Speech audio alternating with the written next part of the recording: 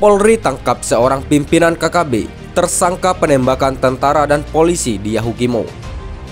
Melansir dari FIFA, Kepala Biro Penerangan Masyarakat Divisi Humas Polri, Brigjen Pol Ahmad Ramadan, mengatakan aparat kepolisian telah mengamankan salah seorang terduga pimpinan kelompok kriminal bersenjata atau KKB berinisial KTH alias PH. Telah diamankan salah satu terduga pimpinan kelompok KKB inisial KTH alias PH, kata Ahmad Ramadan. Ramadan mengatakan KTH alias PH juga terlibat dalam sejumlah aksi kejahatan yang dilakukan KKB di wilayah hukum Polres Yahukimo, Papua Pegunungan. Aksi kejahatan tersebut diantaranya pembunuhan terhadap anggota TNI pada 4 November 2022 dan penembakan terhadap anggota Polres Yahukimo yang mengakibatkan Brigpol Usdar meninggal dunia.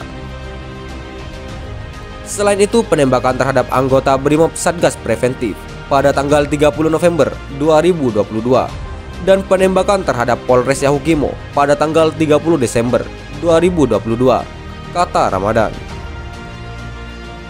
Terkait penembakan terhadap anggota Brimob pada 30 November 2022, Ramadan mengatakan KTH telah ditetapkan sebagai tersangka karena ditemukan 2 alat bukti keterlibatan yang bersangkutan dalam perkara itu. Saat ini pimpinan kelompok KKB KTH alias PH telah diserahkan kepada penyidik tim investigasi Operasi Damai Karten dan diamankan di gedung Dikrimum Polda Papua. Penangkapan KTH alias PH tersebut dialami melalui AS, tersangka penembakan anggota Brimob pada 30 November 2022 yang sebelumnya telah ditangkap polisi. Tim investigasi dibantu penyidik Polres Yahukimo melakukan konfirmasi dengan menunjukkan foto KTH alias PH kepada AS, ujar Ramadan. AS kemudian membenarkan bahwa orang yang ada dalam foto tersebut merupakan pimpinan KKB berinisial KTH alias PH. Selain itu, Ramadan mengatakan identitas KTH juga telah dikonfirmasi berdasarkan penelusuran data kependudukan.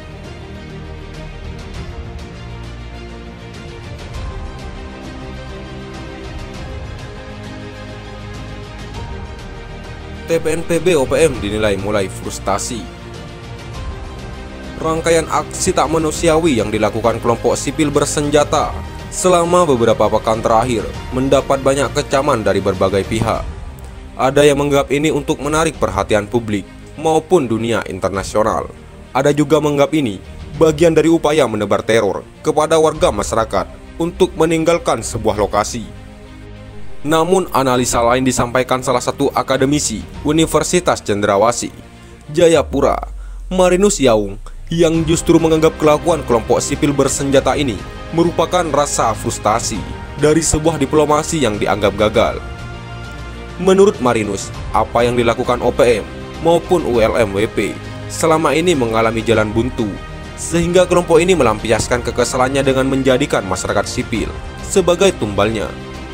Saya melihat KKB di Nduga, mereka semakin sadis dan berbahaya.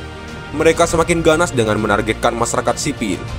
Di sini negara harus hadir lebih tegas dalam menindak KKB di Nduga. Perlu segera gelar operasi militer khusus dan terbatas untuk menumpas kelompok kriminal bersenjata ini, kata Yaung melalui ponselnya. Aksi-aksi pembantaian mereka terhadap masyarakat sipil dikatakan menunjukkan bahwa kelompok pejuang Papua Merdeka yang ada di hutan telah frustasi. Mereka frustasi dengan perjuangan Papua Merdeka. Egyanus Kogoya dan kelompok KKB Nduga, menurut Marinus Yaung, sebenarnya marah dengan diplomasi tipu-tipu dan omong kosong dari Jeffrey Bumanak dan Sebi Sambom.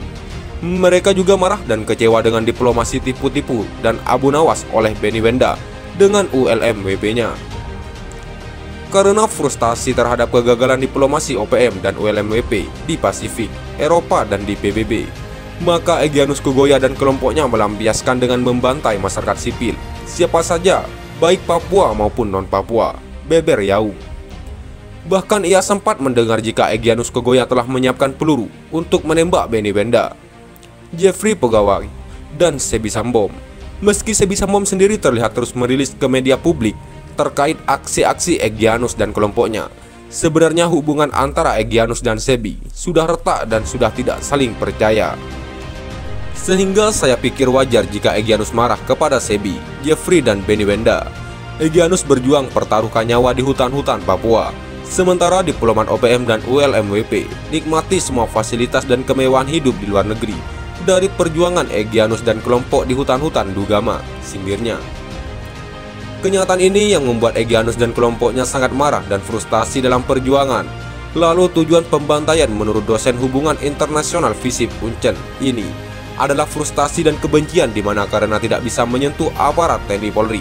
Akhirnya kelompok ini menjadikan masyarakat sipil sebagai sasaran.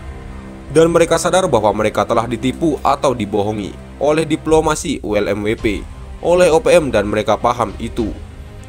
Mereka tahu mereka dikerjai dan dimanfaatkan oleh ULMWP untuk mendapatkan keuntungan ekonomi dan materi, sementara Egyanus bersusah payah di hutan, tambahnya. Karena tak bisa menyentuh TNI Polri, akhirnya cara pengecut dilakukan dengan mencari masyarakat sipil yang lemah dan tidak terlindungi.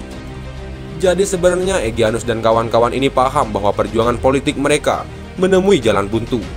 Selain itu, kelompok ini juga memahami bahwa kekerasan bersenjata yang digunakan untuk mencapai kemerdekaan Papua tidak mendapat simpati dari komunitas internasional, tambahnya. Namun yang perlu diingat menurutnya adalah masyarakat internasional juga menolak cara-cara kekerasan untuk mencapai tujuan. Kalau mereka masih melakukan cara-cara kekerasan seperti ini, melakukan pembunuhan sadis, bahkan seorang pendeta juga dibunuh, itu tidak akan mendapat simpati dan dukungan dunia internasional.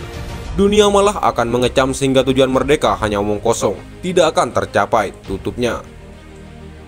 Sekian dan terima kasih. Jika ada salah kata, kami mohon maaf. Jangan lupa like, komen, dan subscribe.